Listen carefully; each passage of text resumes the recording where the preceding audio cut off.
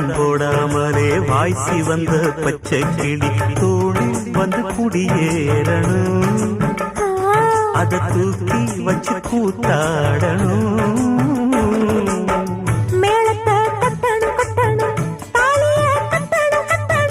முத்திர வைக்கணும் வைக்கணும் இன்னி ஒட்டணும் ஒட்டணும். இந்த ராசாவும் எனக்காகத்தான்.